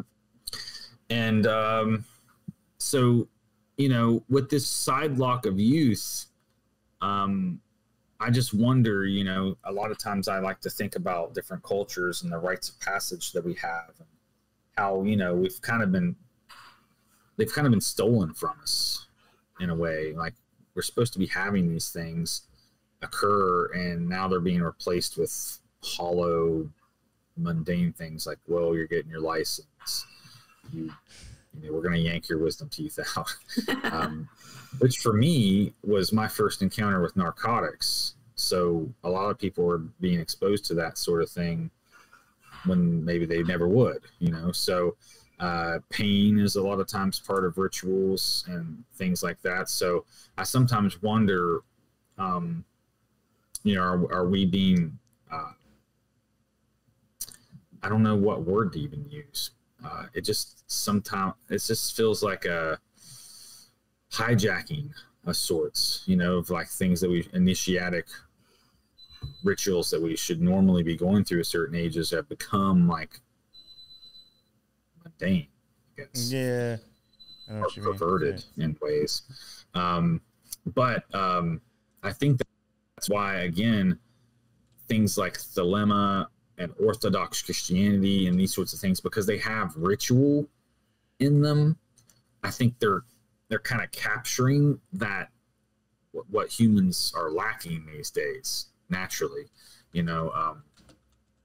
Even for me, I started going to the Orthodox Church, and there's a lot more ceremony and ritual there that I wasn't seeing at other denominations, like Protestant denominations, for instance. So, and you mentioned Catholic. Are you Catholic, Teresa? I am, yes. Okay. So are you Roman Catholic or Orthodox? Or? Roman. Okay. So I don't know much about the Roman Catholic stuff, so I think it would be fun to kind of compare the two. But yeah, sure. There's a lot more there than you would get outside of a Catholic church like that. So it's very ritualistic. Yeah, it's very ritualistic. I think I don't know a lot about the Orthodox ceremony or like the mass in general. I've been to a couple Orthodox weddings, and I was like very impressed with like all the pomp and ceremony around it. I was like, wow, this is like very intense and like super long. I remember I was a kid at one of them, like very young, and I was like, oh my God, is this over yet? Because it's just done. It's like 3 hours long to get married or something. But well, maybe now after our Chariot hoopah conversation, you might see it in a different light. Yeah. We were talking about left and right hand aspects of Shin and salvation. And here's something that also occurred to me after seeing the services presented in this way. Because again, in Protestantism, you're not shown this. But when I started going to the Orthodox, I noticed that there were altar boys that would come out with the gospel. So do you notice that, Teresa, that when the gospel comes out, there's two... Like they carry... Oh, yeah. So in the Catholic Mass... And what do they carry? They carry a candle flame. Which means they're light bearers, right? Mm-hmm. And that's a Lucifer. So you got Christ is at the right hand of the Father, which is the priest. So he's the Shin. He's the Shin, the right hand of the Father. Then you have the Sin at the left hand of the Father. That's your other altar boy. They're both. Yes. And you were saying, sorry to interrupt you. You were saying before we started recording that often evil or bad is what brings people towards God or salvation. So it can, yeah. You sometimes need both, or it's like, the purpose of evil in the world, perhaps. Well, if you don't have some shit, you don't know how great, other good times are. You know what I'm saying? You need shitty times and it's good true. times are good sometimes. I think, though, like I think it was an old episode we did with Ethan Indigo. He talked about the Tetragrammatron and stuff. And he was like saying, that you need that something to sharpen yourself against, to like better yourself against. You need an adversary. So whether that's like a physical person or sin itself, right? You need something to like guide you to improve. Adversary is the actual definition of Satan. It means adversary. And sin, I think, sometimes is translated as to miss the mark. Correct. Mm-hmm. What is the mark, though? And the shield on the Chariot card. There you go. That bullseye. Good. It's the bullseye, which is the eye of the bull is Taurus, Aldebaran. Yeah, I won't go into it because it's a little bit of a story, but I had a story with stuff like getting knocked off walls and stuff, and that's how I learned the meaning of bullseye. Because the painting that got knocked off the wall was a bull and a bullfighter, and yeah, so it was a pretty wild story. I can tell you guys another time. But bullseye, that's the bull of heaven, carries a bull, a papal bull in the Catholic Church is a decree from the Pope or the Father. So when we look at the bull of heaven, that is representing a cherubim carrying an order or decree from the Father. So all the bulls are laws. So every single law is a bull. And if you miss the mark, you miss the bull, essentially. You get the horns. You get the horns, right? And that's, yes. I know it's funny, but yeah, it is funny. It's really that simple, too. It is. And also, too, it made me think of, like, in Latin, you have right and left, dexter and sinister. Left hand sinister, yeah. Yeah, left hand is with the root word sin. Sinestra. Oh, dude, there it is again. Yeah. Excellent, Teresa. Yeah. Always the left is and that's why a lot of people didn't want it to be left-handed. They would make people write like with their right hand. Yeah, it's mark of like the devil or something. Something, yeah. Exactly. My dad went through that because my dad's left-handed, and they tried to make him write with his left hand, with his right hand. You can empathize. Yes, he's very much like you. He was made to be ambidextrous in a lot of scenarios. Well, you have to tell him you met another amphibious person. Yeah. That's the joke. I always like to call it that instead of ambidextrous. Traverse land and water. There you go. On both. That's fun. There's another link here we can kind of go over real quick because I'm kind of at the end of my links here. Are we good on time or shall go for it. Go for it. No. Finish it up with whatever you got.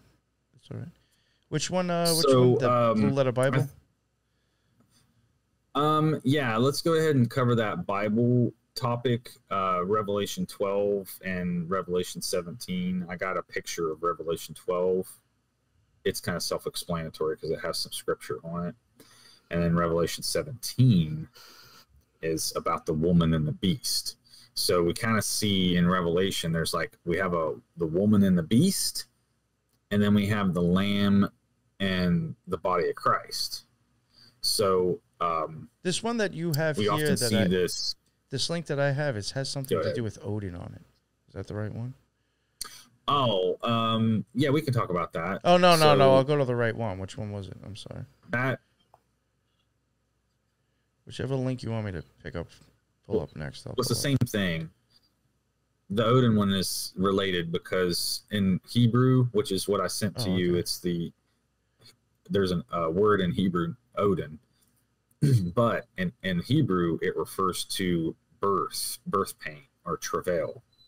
And this was something I discovered when doing my research on Odin and the prophecies and such. And Odin really stuck out to me. Because I was thinking oh, well, he's the one-eyed Nordic All-Father.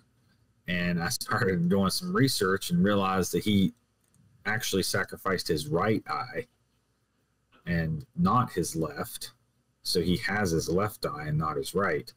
And same as I found some scripture in. Oh, okay. Thank you for pointing that out.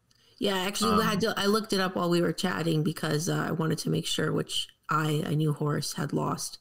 So he loses his right eye, so he can only see out of his left. Same as Odin, then. Left hand path. Yeah, so there we go. Again, the left hand path, and with Odin meaning birth pain and travail, it really helps to focus Revelation 12. So if you want to maybe pull up that graphic, I think it was in Telegram. The graphic depicts the birth or the travail. And this is, for me, this is a really big sign, because a lot of things about prophecy and things like that could be speculation and interpretation. But this is one of the few things where you can point at it and be like, oh, okay, there's not really any two ways to interpret this. So if we go to Revelation 12 in the scripture, we learn about we get a description of a woman clothed in the sun with the moon at her feet. Well, a woman clothed in the sun, that's Virgo. And that means the sun would be in Virgo. So we get our month of September, or 9, from that. The moon was at her feet. Well, the moon travels through the signs routinely, but in this particular instance, we're going to have a moon at Virgo's feet. Okay, well, we're moving towards the date of 9/23/2017. And so all these elements were lining up. And what's important to note here is that even though the sun goes through Virgo once a year, so it's not uncommon, the moon is in Virgo from time to time, even when the sun is in Virgo. So that's not necessarily rare either. Now, to have it at her feet might be a little more rare. Now, she's got 12 stars here atop her head, as it continues in the scripture, explaining how she's got a crown of 12 stars. Well, normally Leo only has 9 stars in the constellation, but on this particular day of 9/23/2017, also had Venus, Mercury, and Mars, making a total of 12. I got a 93. So, oh, well, what's the 93? Well, you know. Oh, yeah, it's gematria for their greeting. Nice. I didn't catch that because I'm not in that channel. Yeah, well, but, the reason I even think of that, too, is because Crowley had, like, his Baphomet was the lion and the serpent. So, like, I'm even, attributing the lion. Exactly. Which is Yaldabaoth. Yeah. Okay, the blind serpent. Oh, and what makes this exceedingly rare at this point, because the 12 stars here, that's what makes it a little more rare. This is all happening simultaneously. But what makes it exceedingly rare is that Jupiter, down at the bottom, it talks about this, completes a 42-week period within Virgo. Well, that's the same as birth period. Jupiter actually was in retrograde, I think, for 4.5 months, and then reversed and then exits the legs, which is the bottom hay. So if Virgo were Yud, Hey, Vav, Hey, her head would be Yud, Hey would be her arms, Vav would be her torso, bottom Hey would be her legs. Well, Jupiter exits between her legs on that day. So when we read this scripture and it's talking about travailing in birth, well, you could substitute that word travailing and birth pain. You could substitute Odin for that. So, we wouldn't normally associate Odin with the book of Revelations. But even in Nordic traditions, we see that Ragnarok is the end of their world and the end of time and the twilight of the gods. So I personally think that they're linked. Now, why and how exactly is sometimes a mystery that I enjoy researching. But personally, I think that the Odinic traditions are a left-hand branch of Christianity or Judaism. It came out of Judaism. So the tribe of Dan, Odan, they branched off and left. And so I think that's why there's some similarities between the two, some of those similarities being the preservation of scripture in a way, but not so much the scripture, but like the idea that a judgment would come in these end days. So like they kind of share that story. And then what's more is that I think they'll have a hand in it, in that tribulation, in that Ragnarok. They themselves will be a part of it, I think. And tribe of Dan is associated with a snake. So you do get that snake symbolism there again a little bit. Absolutely. But the lion is also sometimes known as Ariel, or Lion of God.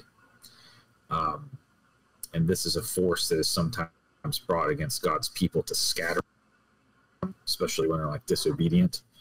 So with you got Ariel, Lion of God, and then you got Aries, Lamb of God. So I see the Aries as like the merciful aspect of the right-hand path, and then you got your Ariel as your left-hand path, severity. But anyway, this event occurred 9/23/2017. So by my estimation, it would seem like we're entering the tribulation period around that time. But what's being born? So, Jupiter there, we were looking at the Sephiroth tree earlier, and which glyph was associated with Jupiter? It was it was just said mercy, right? So we kind of see this Jupiter being born here as like a merciful aspect, a kingship aspect, fortune, those sort of things. Now, what we don't see in this graphic is that Saturn is actually positioned further down off the left, like under my photo here on the screen, you would find Saturn. And so if you continue in this chapter 12, it talks about the dragon seeking to devour the child and the woman. And so even though this glyph or this graphic here doesn't depict it, unfortunately, Saturn below the woman here, wanting to eat Jupiter. Now, since this happened, Saturn's been chasing Jupiter through the sky quite a bit. And I'm kind of intrigued by it. And we've had a couple of eclipses since then, too. So the Great American Eclipse, for instance, happened around this time. I think it was in August, 33 days before this date was the Great Eclipse. And the second Great American Eclipse will be in 2024, where they both make an X over the United States. So I kind of see this all as like a judgment decree of Babylon and those sorts of things. But also at the same time that this is happening, we're going to have the marriage occur. And that, again, circles back to the Chariot card and the Hoopah and things like that, which we can find a good example of this marriage ceremony in Revelations. We can get a little more detailed account of it in Joshua chapter 24, when Joshua stands before the assembly of God, all the different peoples that are the body, again, being in that Chet type of situation. So they're all standing outside the tabernacle wanting to be part of God's people. And so he weds them to the Spirit right there. So there you have Joshua, again, the Shin, wedding to the people. And there are two witnesses in this account as well. It's an oak tree and a standing stone outside the tabernacle. And standing stones were very popular with the Odinic tribe of Dan folks. They used a lot of like standing stones and things like that. In fact, if you find a standing stone with a hole in it, that represented Odin's eye, and you would do a handshake through that hole to make you were bound by your word through that, under Odin's eye. And so I think that was kind of an interesting tradition that they did there as well. Now, what's really cool about Revelation in this regard is the wedding is characterized somewhat similar, not only to a Judaic wedding, but also to a pagan type wedding, because the figure on a white horse that arrives, one of the four horsemen, he's holding a bow, but not a bow that you shoot arrows with. It's a ribbon or a simple piece of cloth. The translation for bow, if you go to it, it's Greek for taxon, and taxon refers to a simple piece of cloth. And so you would use this simple piece of cloth for a hand fasting ceremony. And so what you would do is when you join hands to the Odin stone, you would wrap your hands with that piece of cloth, and then you're tying the knot. That's where tying the knot comes from in a marriage ritual. Yeah. So in Revelation, we have a tying of the knot ceremony to be wed, which I think is very strange because that's not Jewish. It's actually pagan. So we almost see like a reconciliation of the left and the right coming together in Revelation. So I almost wonder, you know, is like the tribe of Dan going to be a messianic figure? Because they're not included in the 144,000 either. The tribe of Dan is not. But it could be a singular figure that's the head of the body. So I don't know. It's really quite a mystery to me. It could be an Antichrist figure, or it could be the real deal. I'm not really sure. But yeah, it's something to think about though. But it'll be involved in the marriage at the very least. And here's a question: what do you need for a marriage to be official? Who officiates over a wedding, or who can? Right? A judge. And Dan translates to judge. That's what it means. For instance, the name Daniel means judgment of God. So in this Revelation scenario, the ushering in of the new Aeon, it's all basically centered around this wedding. So when we get into like the divine wedding, Eros, Gamos, you know, the divine masculine and divine feminine, people use those terms a lot. When that takes place on our material plane, I guess, that's when Keter, the crown emanation of Sephiroth, joins with Malkuth. So there's more than 7 spheres there. So it's not quite the same as the Quillipot with 1 and 7, with Samael and Lilith. But with this instance, we got Keter joining Malkuth. And so there's 2 versions of this going on in Revelation. You got your right-handed version, and you got your left-handed version. So when we read in Revelation 17, which is one of the other links, I might have dropped there. I'll just drop it actually into the StreamYard chat. So if you go to this, when we're reading this is where we're going to see a lot of similarities with some of the Thelemic stuff, and we get these descriptions of the beast and the woman, of the harlot, etc. So what's your counterpart to the virgin? It's the whore, right? So we got divine sacred prostitution, and then alternatively you got the virgin. So Mother Mary, for instance, worked in the temple as a virgin, under the eye of Yahweh.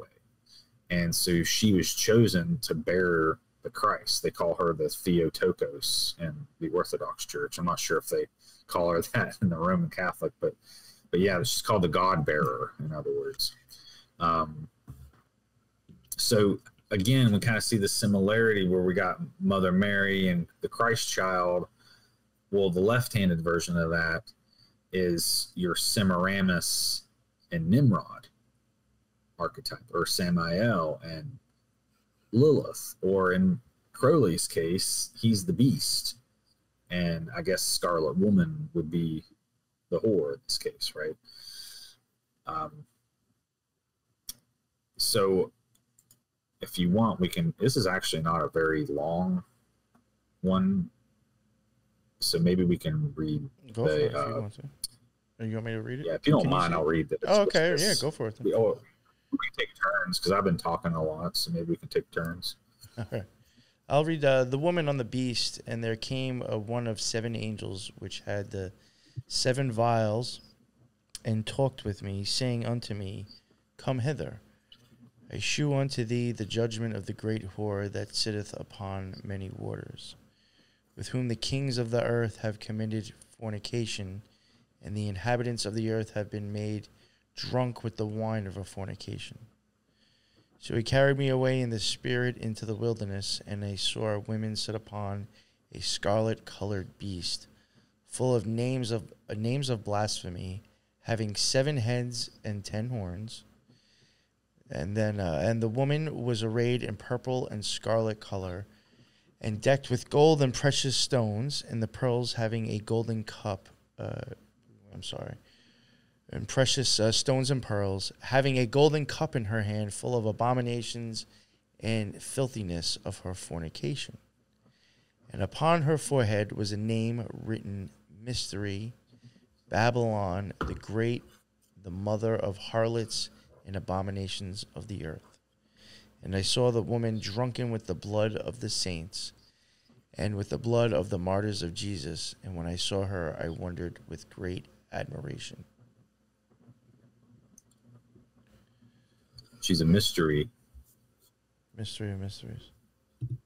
I like how it's Revelation 17 and you get 7 heads and 10 horns. Of course. Dude, I was wanting to point that out. I'm so glad you're on the same wavelength, man. Yeah, I almost stopped it. That's why I think. I never noticed it until you read it just now. So that's funny.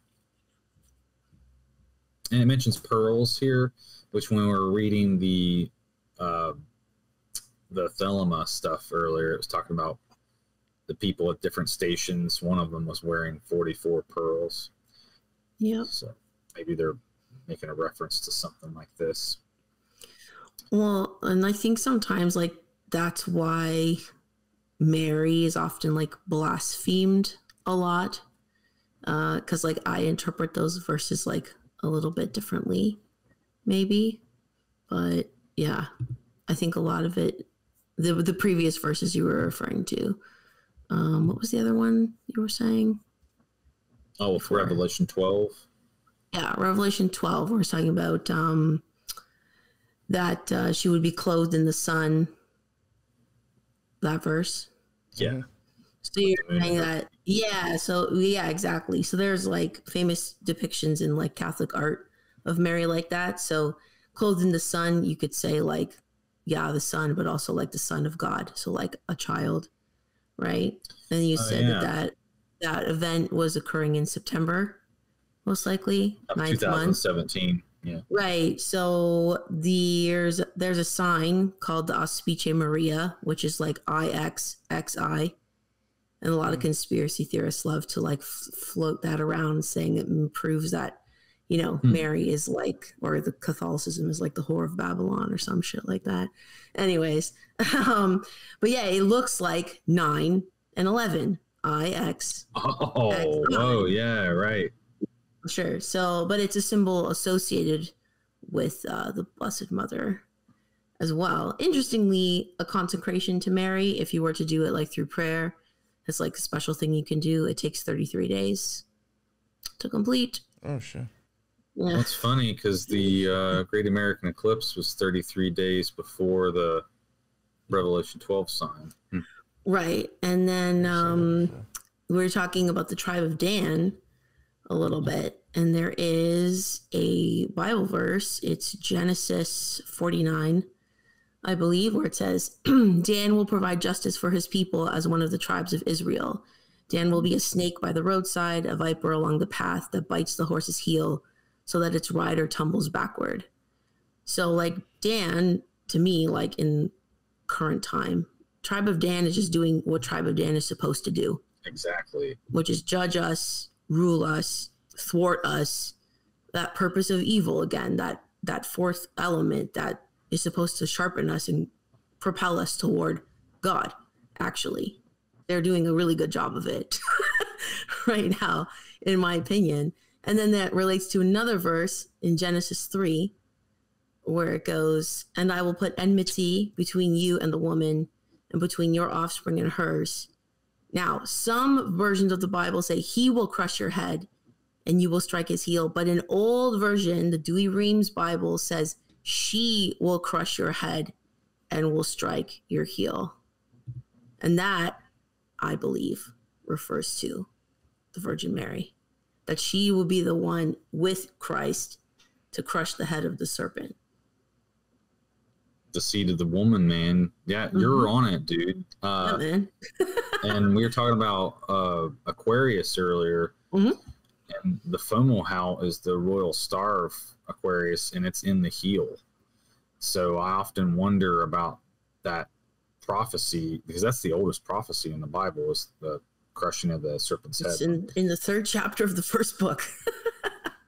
And so the crushing of the head with that heel is symbolic too, because Jacob, whose name means heel catcher, he came out with Esau by catching his heel. Yeah, that's right. He was holding his heel.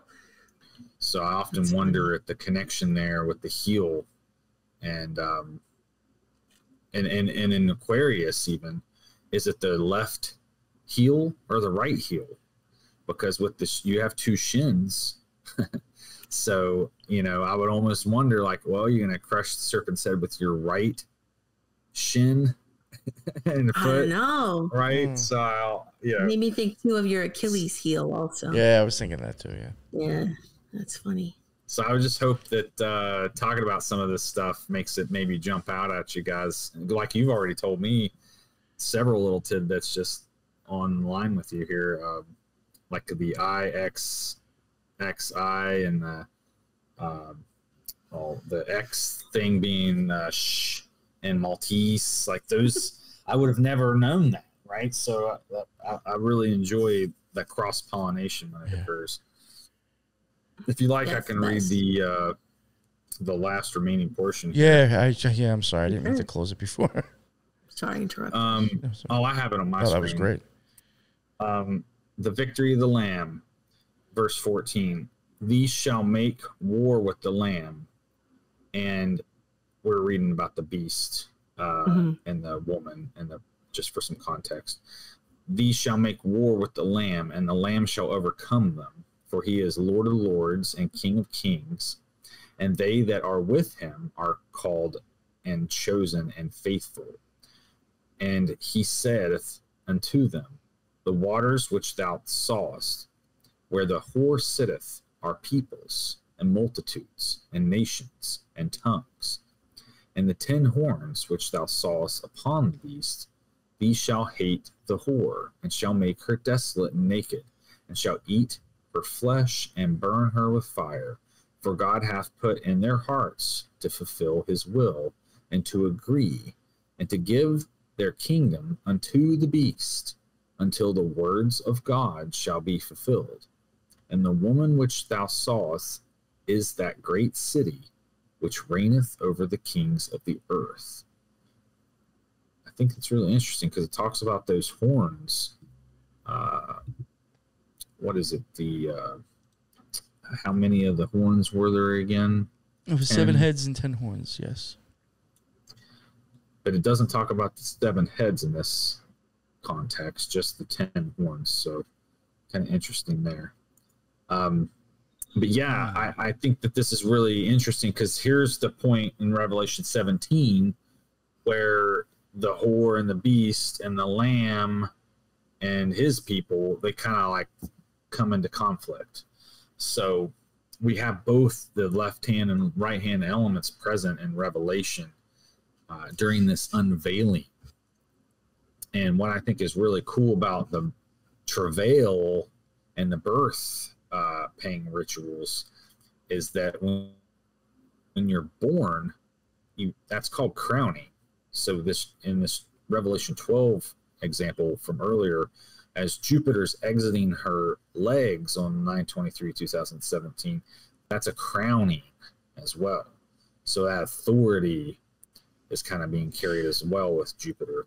I've always considered Jupiter like as the kind of like a kingly thing. Anyway, I mean that's even I think the image for Chesed is like a king sitting on his throne, right? I think. So I mean that kind of all goes again with that. It goes with Jupiter, and you were saying she birthed out Jupiter and she was crowning. I mean it makes sense for Chesed and stuff. Well, and elsewhere in the scripture it talks about how he's given a rod with authority, and it's with this rod that he breaks apart the nations and things like that. So is it any wonder right after this great sign occurred in the sky, how long was it after that they were trying to, inject everybody and stuff like that? So personally, I feel convinced at this point that, they're basically going after everybody that has a pineal gland, because you got a crown, you got authority. They don't want that thing. So. Right. Yeah. But yeah, that I pretty much covered everything. I apologize if it was a little disjointed, or if maybe I didn't go into as much detail as some of these topics merited, but I just wanted to be sure that I think at least covered some of these topics in the allotted time. No, I think you did a great job. Yeah. Oh, it's so interesting. Yeah. That was fun. Well, my hope is that it is just enough for somebody to be like, oh, I want to look that up, and and then what they get out of it, they can kind of share with the community, and we all the high tide lifts all the ships in the harbor, so to speak. But these are just some of the things that jumped out at me when, kind of comparing and contrasting the two. And sure. Are you going to include any of the links in the description? Yeah, I'll throw them all in there since, they're in the chat. I'll just copy and paste them and throw them all in there. Yeah. They can kind of dive in a little deeper that way. Well, since I have no links for you, I'll throw those in. So it's not a problem. Thank you so much for coming on, man. I had a really good time. I would like to get you on again maybe in like another few weeks or a month, and we'll maybe talk about something. Actually, I'll talk to you after the show. I do have a live that I was doing with a couple of people this Friday night. If you're available, you're more than welcome to jump on. But yeah, thank you very much. I had a really good talk. That was a lot of stuff. And you definitely gave me like a lot of things to think about. Even like I said before, some stuff that I've been covering recently. The Shin and Judgment has been all over the place. So it's like very interesting that we even got to talk about that. Considering I've been seeing them. Yeah, no, for real. Like in a lot of different things. I'm like seeing in like true crime or occultism is just like it's bouncing around. It seems to be a hot topic with Gematria lately, I guess. I don't know. But very interesting discussions, and I really appreciated, one of the reasons why I had even asked Teresa to come on is because I figured if there was going to be any talk of Catholicism or Bible stuff, I would have liked to have had her here, and she did exactly what I hoped for. She gave, appreciate that for much. Real.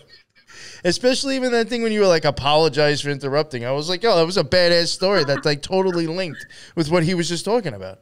Yeah, that's what I do. Yeah, that was good. Good stuff. Thank you very much for coming on, especially this late now, too. I really appreciate you putting time aside for this. Let everybody know where they can find your amazing podcast. So, yeah, you can find the Spiritual Gangsters on YouTube, Spotify, Apple Podcasts, all those fun places, Rumble. And if you want to stalk me, you can find me on Instagram and Twitter, I guess, sometimes. I don't usually check Twitter that much, but Instagram for sure. That's where I'm the most active. Yes, I would say for anybody important stuff, trying to get in touch with me, Twitter would be better than Instagram now. Because I can't even be bothered with Instagram. Just too much. Yeah. Branch, Joshua, is there anything that you would like to replug again? You want to replug that show, that the Solomon, whatever it was, Solomon Key or whatever you called it again? My bad. Yeah, if you want to find me on YouTube, you can just search for the Solomon Report. We've done about 60 episodes or so there's quite a few out there. They average anywhere from an hour and a half to 3-4 hours, so they're kind of meaty. You can find me on Telegram. That's where I prefer to have voice chats, because Instagram is kind of limited. But you can find me on Instagram as Appalachian Aesthetic, Telegram as Joshua the Branch. So just reach out, chat me out. Yo, you know what's funny? And I listened to the whole thing, actually. He sent me a voice message through Telegram before, because that's how I was, keeping in touch with him to get him to come on. And I looked down, and I'm like, that can't be right. And I started to play it, and I'm like, yo, that's a 9-minute voice message. I was like, I did not think you could even send something that huge through Telegram. Oh, Telegram's great. Yeah, I put that shit on my phone. I raised up the volume put on the table in the kitchen, and I just did what I had to do and listened to what you had to say. I was like, fuck. Yeah, my friends joke with me, they're like, thanks for sending me in a podcast, dude. Yeah. 40-minute long message. I was like, I'll just play this through the microphone. I get carried away sometimes. No, it was all worth it because you summed up everything that you could have presented. So, I mean, I appreciated it. But you can do 1.5, 2 times, which they started on Instagram, too. So that's a nice way to speed up the long messages on Telegram. Yeah, that's true. But yeah, thanks again for hosting me. It was nice meeting you also, Teresa. Yeah, you too. I really enjoyed the conversation. Thank you. Yeah, hell yeah. And the links for some of the stuff that we were talking about, that will be down in the bottom. Links for the Spiritual Gangsters, of course, is going to be included in the bottom, and for the Occult Rejects and the NY Patriot show. Pretty soon, within a month or so, or maybe 2 at the most. Not that it really matters on this channel to mention it, but if you do listen to the NY Patriot show as well, the RSS feed will probably be switching over eventually to the Occult Rejects, where I'm just going to drop my show on that podcast RSS feed on Mondays, and the Occult Rejects on Wednesdays like normal. Just so, believe it or not, with the way my podcasting for the NY Patriot show, I had a problem with Spotify, so it's I'm loading it to Spotify and Spreaker, and it's just it's kind of a pain in the ass, and then I could just load everything to one RSS feed. Much more convenient for me. So that's just a reminder for people who do listen to the other show. And also make sure you do check out the Italian playing cards episode coming up. So. Yeah, man. Hopefully it goes well. We're recording it tomorrow. Yes. So. Oh, yeah. And we do have Mario coming on, too, which is awesome. Yeah, so. That's right. Yes. Mario from Shout out to Mario. Yeah. I forgot you know who he is. So, yeah, we got Mario coming on. Yeah, man. He's awesome. Yo, he's like a professional fucking podcaster. He's I'm so well really spoken. impressed. It's I wish I could talk like Mario on my show. Right. Yeah. It's been a lot of fun to watch him grow.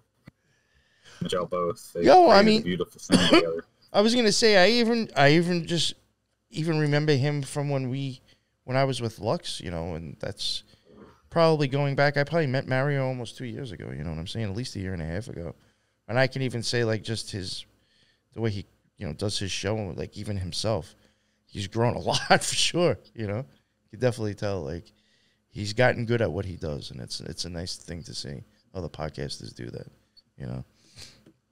It's nice to see them get better at what they're doing and enjoying it.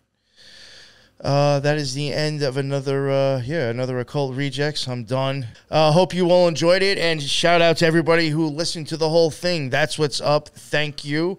And again, Branch, I will have you back on in the future. I had a good time, and everybody be well. Later.